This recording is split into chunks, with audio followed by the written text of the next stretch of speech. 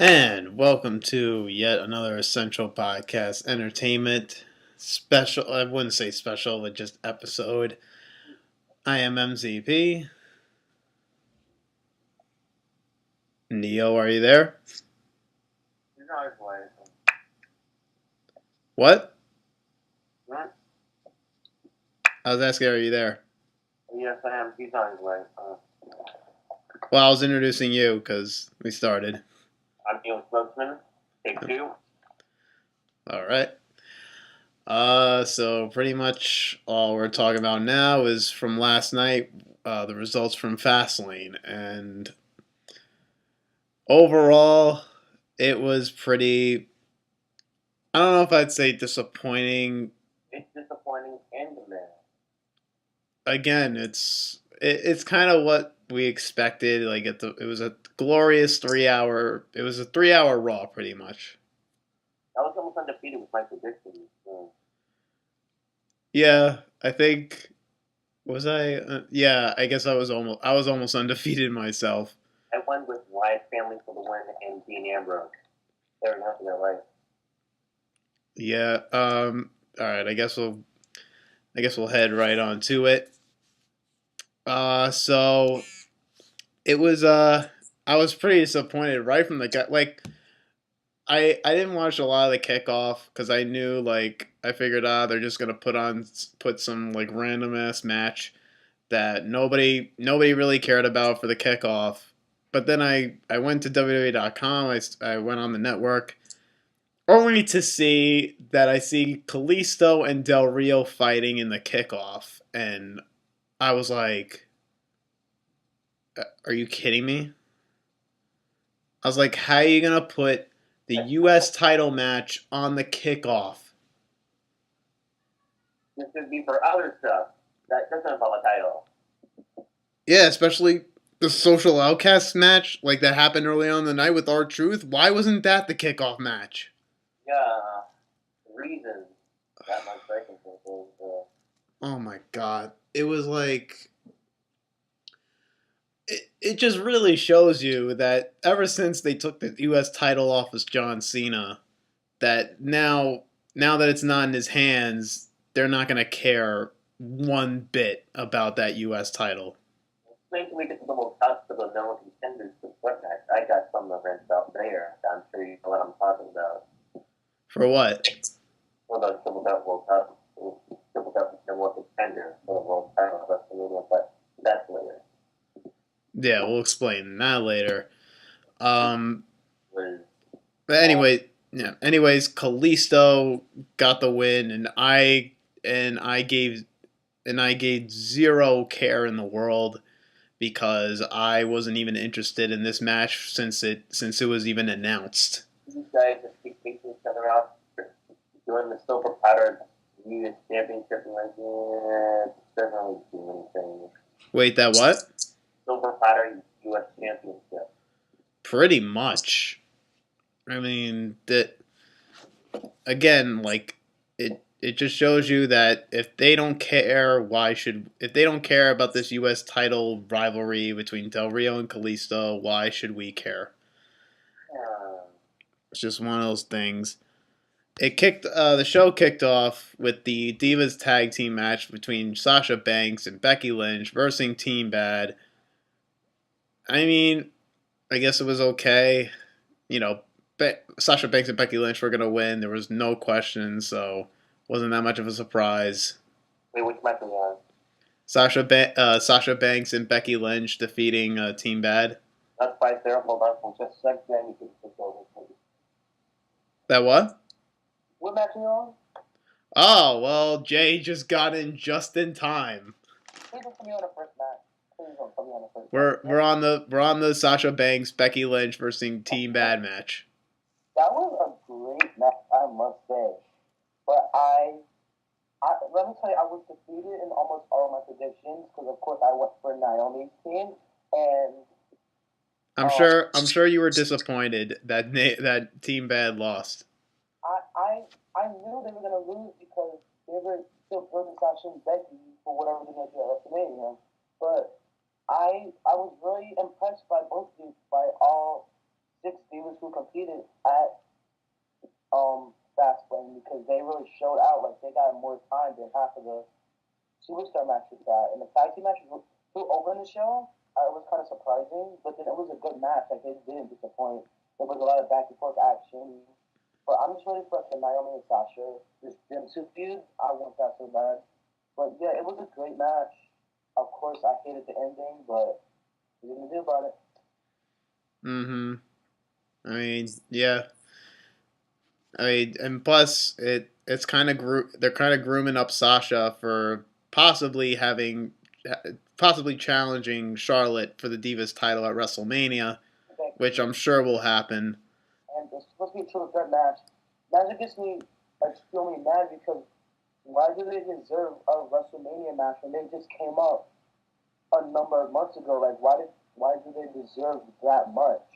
When you have divas like, yeah, I'm gonna continue to say Naomi, because Naomi's been on the main roster for so many years and she's been overlooked, disrespected, underrated, while Sasha has been overrated. She can only have a Divas Championship match. Becky's had numerous Divas Championship matches. Charlotte is Divas champion, but Naomi still gets overlooked, and it's just like, well, when is she gonna get her opportunity to shine in her moment? And it's like it's never gonna happen. So who? What? Sasha? Naomi, you know I don't like Sasha. You know what I'm talking about. Sasha versus Naomi. Sasha versus. Hold on, I guess the bathroom. Wait, what's the next match now? Yeah, well, we'll talk about that. The next match was the Intercontinental title match between Kevin Owens and Dolph Ziggler, and we pretty much knew from there that Kevin Owens was going to retain. It was a pretty good, solid match, but yeah, we pretty much knew Kevin Owens was going over here. Like, he just won the belt. Why are you going to take it off of him and put it on Dolph Ziggler again? Wait, did you see Dolph Ziggler's hair and how his hair was looking? Yeah. To be honest, I'm not even that much of a Ziggler fan anymore. I've kind of outgrown him. Well, I would wait. Did you see OTR Simpsons review of Fastlane? Yes, and I was very entertained by him. I know he hates Dolph Ziggler. I know. He mentioned that he thought Dolph Ziggler was wearing something like Twizzlers on his hair. Like that's what. Yeah, that. Like, I don't understand his attires and how he chooses to wear what he chooses to wear when he goes out in the ring is it's just ridiculous. Well, what about HBK back in his single years? Wait, who? What about HBK during his first years as a single competitor? Well, I mean, it was stylish for the time, Okay, but I'm not sure it was that's the difference. Like, Shawn Michaels, what he wore fit that era. I don't think Ziggler's attire like fits this era. all right then. All right. Well, that was that.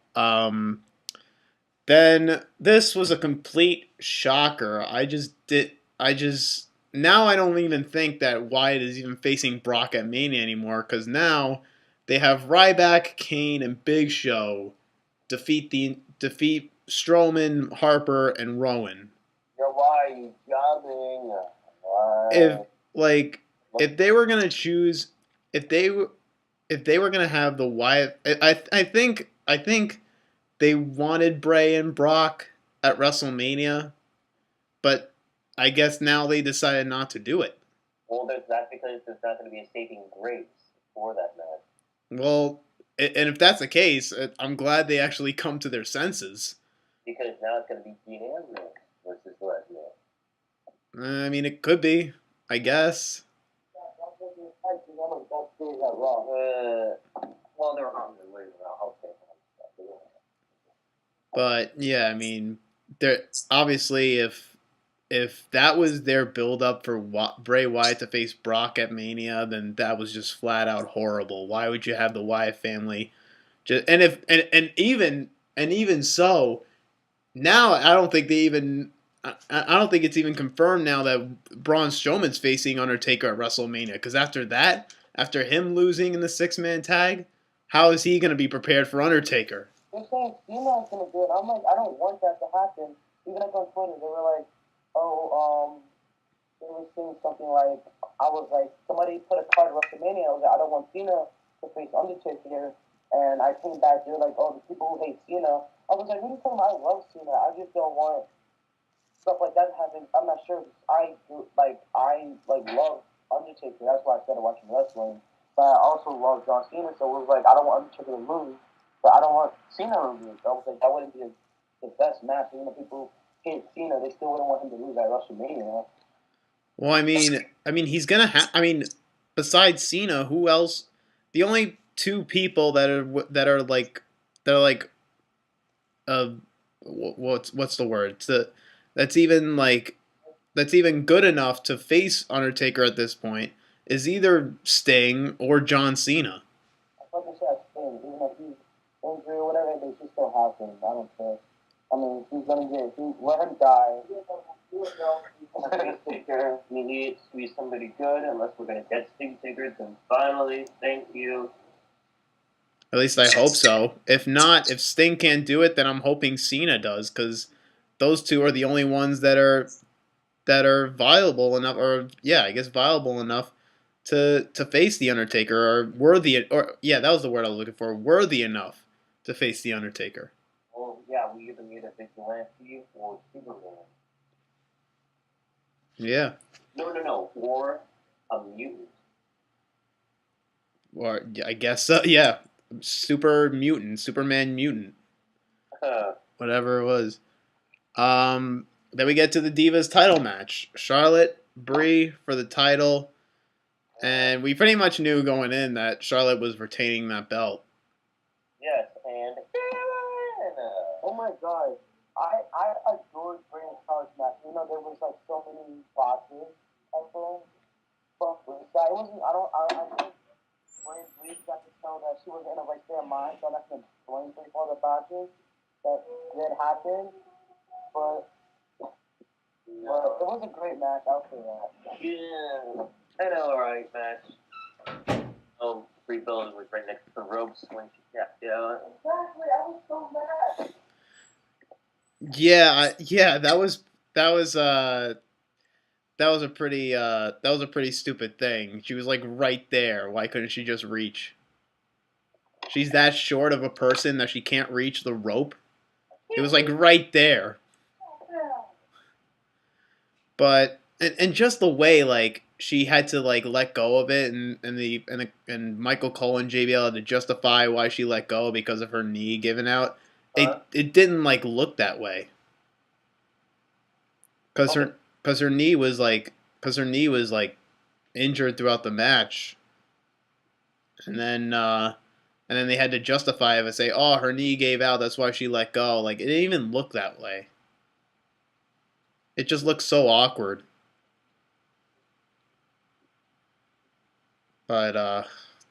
But yeah, I mean, I guess I don't know if this was Bree's last match. I guess it is. No, WrestleMania, then maybe, but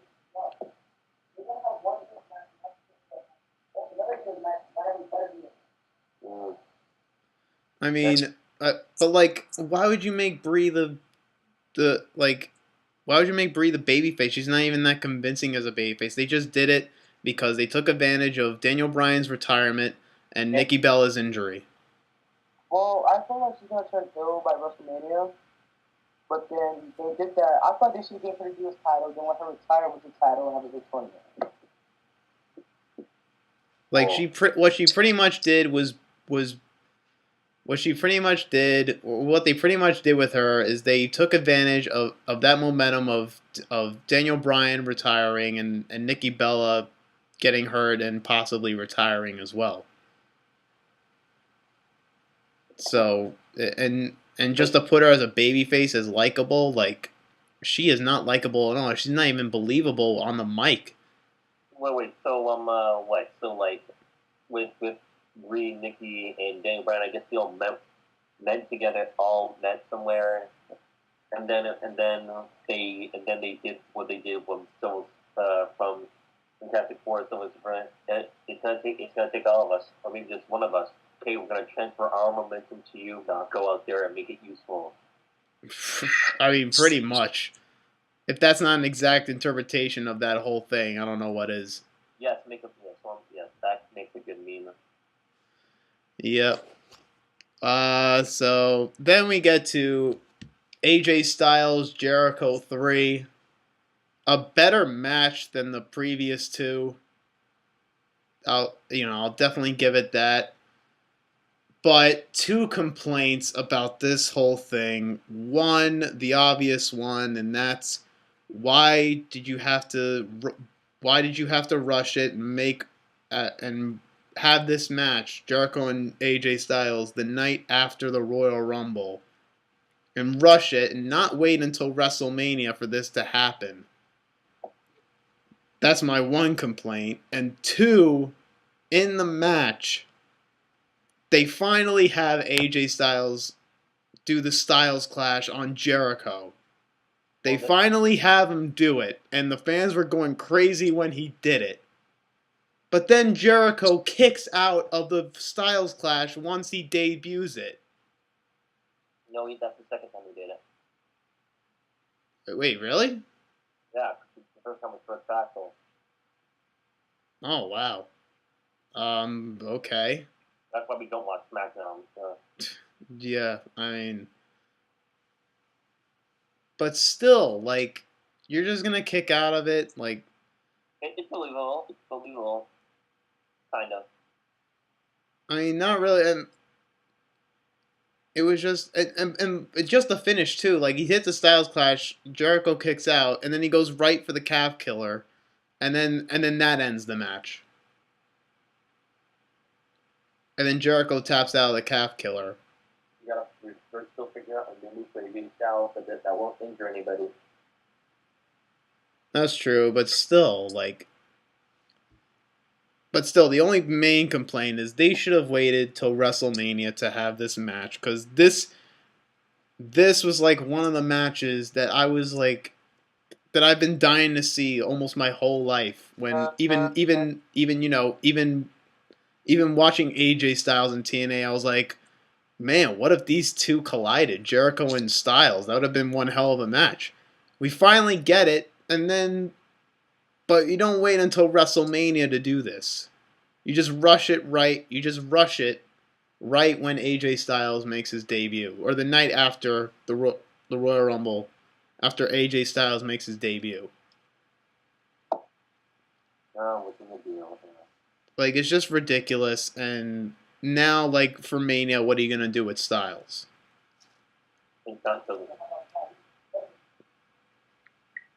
Like, since now they can't do Jericho Styles at Mania because they've already faced, what are you going to have them do? Have a better match against somebody else, like Kevin Owens. Make him an Intercontinental champion. I mean, either that or I mean, maybe what I was really hoping for after the Owens Ziggler match for Sami Zayn to make his debut and attack Kevin Owens, and then that sets up Zayn and Owens for the Intercontinental title. That could work, but. Or actually, I'm actually glad that it didn't happen right at Fastlane. Maybe tonight on Raw. Maybe tonight on Raw, like Owens after a match talks some trash of how he's the best and how he's better than everybody. Then Sami Zayn comes out and they fight or brawl, and then that sets up their match at Mania. Even though Sami Zayn's already on the TNT title. Yeah, I mean, and it'd be cool too because now you actually have a storyline for your Intercontinental Championship match going into WrestleMania, and that's kind of what we've wanted out of mid-card titles like the U.S. title and the Intercontinental title. Because now you have a storyline going back to NXT and how Kevin Owens put Zayn out of action. Now Zayn wants revenge and he wants to take the Intercontinental title now. It could work. It could work perfectly. Let's see if WWE agrees or even has a better idea. Yeah.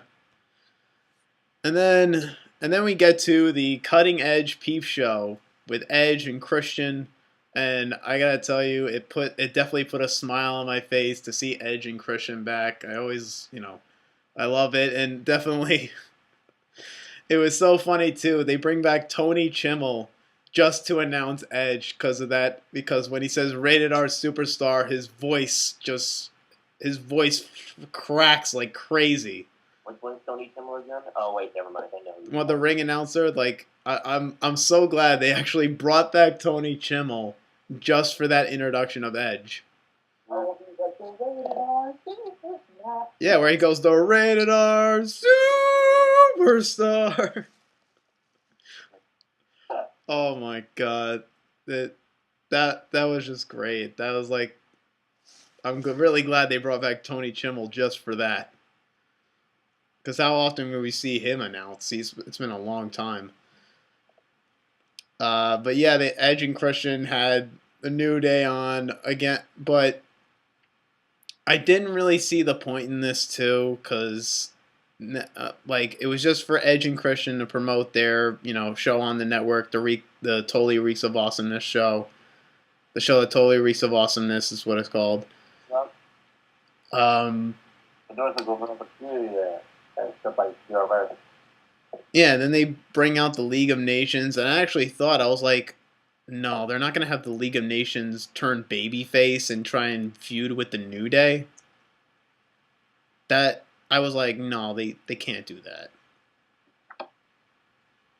But I'm glad, but then they just argue with the New Day, then they leave, and then they threaten Edge and Christian, and actually Del Rio. Like, I'm actually glad they even brought this up, that Del Rio even brought up the fact that he retired Edge, kind of going all the way back to 2011. Because now Del Rio has, he had that bragging rights. He was like, I'm the one that retired you, No, it was that retired you. Well, I mean, Edge's last match was with Del Rio, so he does really have some bragging rights there. But the pay-per-view doesn't exist anymore. That what?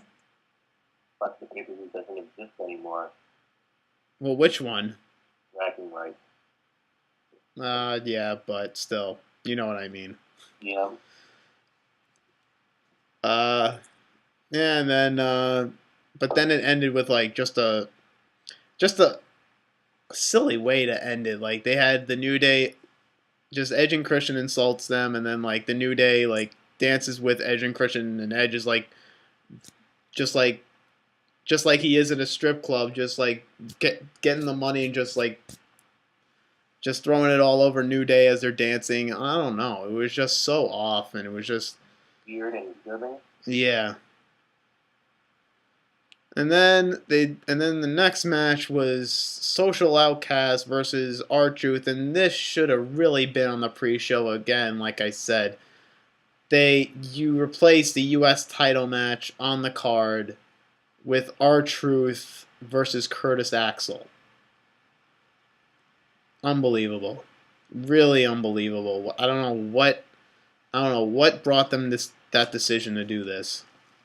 More ridiculous is having this is always on the pre-show WrestleMania. That what?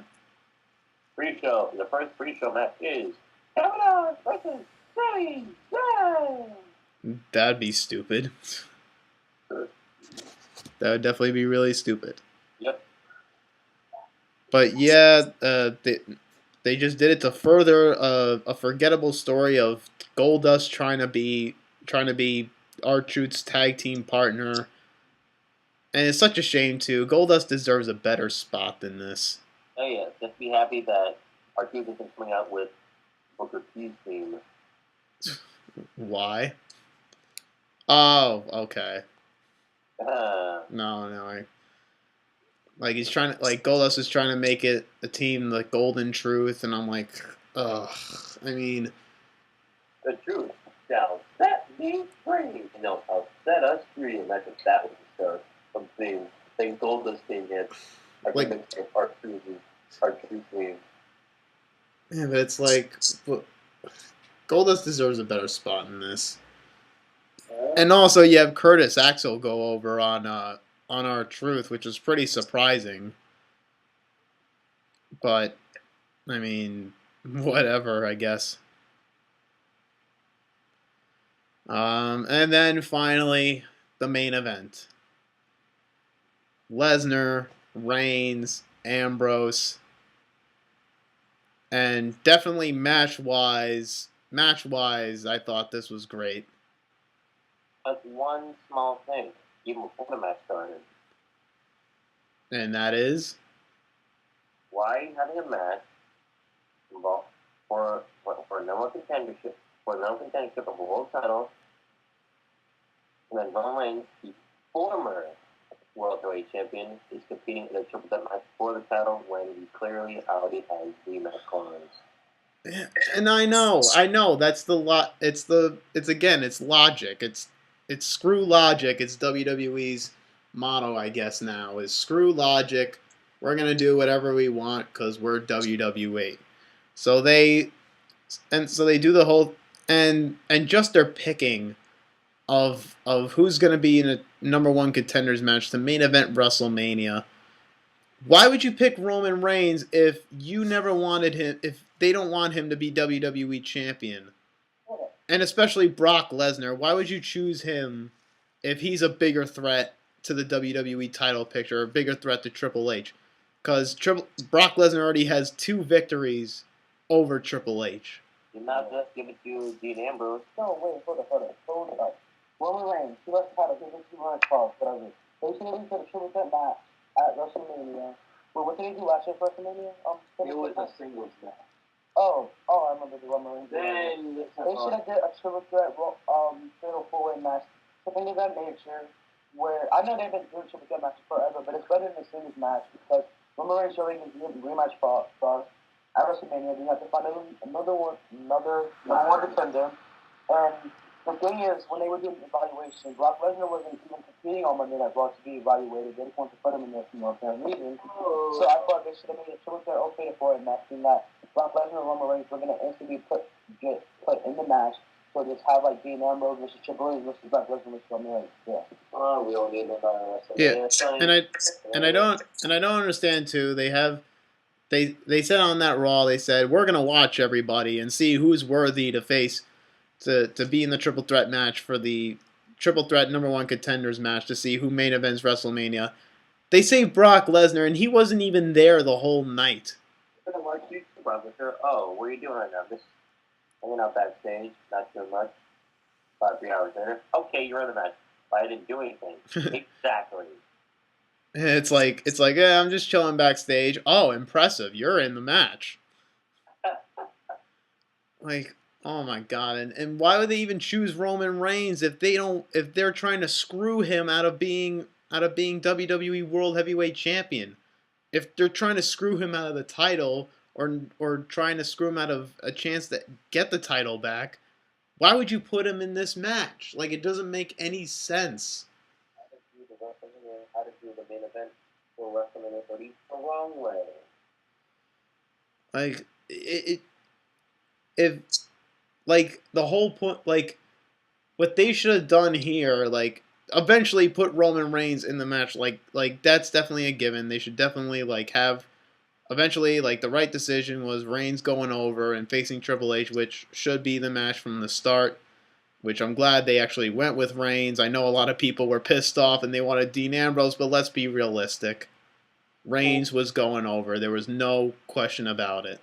Yeah. As much as I love Dean Ambrose, and it would be cool for him to be main eventing, there wasn't enough momentum for him. This was Roman Reigns, and this was his time to do it. So. Yeah, that's when I think we're all right guy there, but yeah, I mean overall it was a pretty good triple threat match. But again, the build up to it was just pretty bad. Like just how they justify having Roman Reigns in this match was stupid.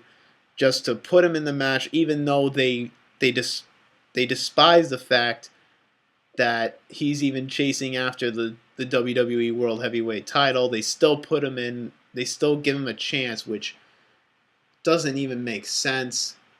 Don't forget forget about how they used Ambrose in the match. Like, oh, you think this is actually going to win? He pulls out the chair, starts whacking everybody. Boom, boom, bam, one, two, bam. Yeah, and I kind of saw it coming too. That like when Ambrose turned around, I knew Reigns was just gonna spear him and pin him 1, 2, 3. And what was disappointing too is then like as soon as I saw that Brock, that like that Bray Wyatt didn't even come out to screw Brock out of the belt, I was like, yeah, looks like the match between Brock and Bray is not happening. Yep, And actually, it's a good thing because that was a lose lose as we mentioned plenty of times before. I'm actually glad the WWE was scratching that idea. yeah, the second thing, I wasn't too big on this thing, about this piece now too, like Yep. So at least this time, in a double threat match, compared to last year, it's fine for him to be a face. what for Brock? Yeah. Yeah. So it looks like, and it looks like too they're doing everything in their power to make Brock the villain. Even though people chant Suplex City over and over. Yeah, but hey, no, not it's Ambrose is Lesnar, so that's gonna be something. Yeah, but I think they're trying to have Brock as the heel going into WrestleMania facing Ambrose, but but they're gonna fail at trying to make the fans boo Brock Lesnar, even with Suplex City being like being huge with the fans and people buying the Suplex City shirts and during and I could already see for their match at Mania they're gonna be 50. The crowd is gonna be 50-50. Yeah, just give the WrestleMania it's pretty good. Yeah. So, but yeah, I mean, if I was the booker for this to have Roman Reigns, it's like Roman Reigns somehow like they would leave Roman Reigns out of the triple threat match and then have Reigns be like, "Yo, you're not putting me in that match. I'm the former champ." Like he should have said, they should have done that where he doesn't get the shot, and then Reigns calls them out and be like, "Yo, I I should actually be wrestling Triple H at WrestleMania because I'm the former champ, so I deserve a title shot, a rematch, an opportunity to get the belt back." And then they could be like, "Sorry, we're the authority. We're overruling that thing on you," just to screw him over. But then Reigns goes crazy or takes out the guy that's supposed to be in the triple threat match, and then he goes crazy and he does something that forces the authority to put him in, and they finally do it. Yep, but I know this probably got you to probably that hey, everyone when Triple comes out smiling. Yeah, I was like, yeah, Triple H comes out smiling, like he should be pissed. He doesn't want Reigns as champion, and he already screwed him out of it. And now he's getting another shot. Like he should be pissed that Reigns is like is now challenging him for the belt at Mania. So what's more upsetting? That or the night after Survivor Series where Roman Reigns came out smiling after losing the title? I really well that's an easy one for me. Reigns smiling after he loses the belt at Survivor Series was the stupidest thing. Triple H, you could kind of have a you kind of have a reason for Triple H to be smiling. You could just be like, Triple H could be like really full of himself because he's a heel. He could be like, well, I could take care of Roman Reigns. He's nothing to me. Like it could be like that. But no, this probably would turn your head probably at WrestleMania 3. One last is in the ring, Undertaker decides to come out and decides to smile. Yeah, that's like Undertaker smile. That'd be the worst. Like after Taker comes out smiling after he lost to Brock at Mania. Like, oh my god. Then that means they really don't care. It was nothing. It was just. I know you'd be mad Because you were already mad that they broke the streak. No, I'd be laughing and then I'd be mad and And that just shows you how how they've treated the streak. yeah, what's the point of what never mind. Uh, so definitely overall, this pay per view was just the worst, and not the worst, but it was just bad, and it was just a typical pay per view, and it was just a glorious 3 hour Raw that you had to pay $9.99 a month, or actually for new subscribers it was free. So that pretty much sums up why they even made this free for new subscribers. Hey, at least they didn't have to pay for a certain pay per view. Well, actually, yeah, I mean, actually, I think WWE wanted it to be bad so that people when they see it for free, they're not like, I want my money back. Uh, Thinking about it, I think that's what they were actually doing. They were purposely making a pay-per-view bad if they were going to have it free for new subscribers to watch this pay-per-view. So that when they get outraged that this product that the show sucked, they can't say to them, we want our money back. that's what they said. That's what they do. The first time, WrestleMania, for the first time, not WrestleMania, it's going to be free at the beginning of it. Oh boy, that is incredible too.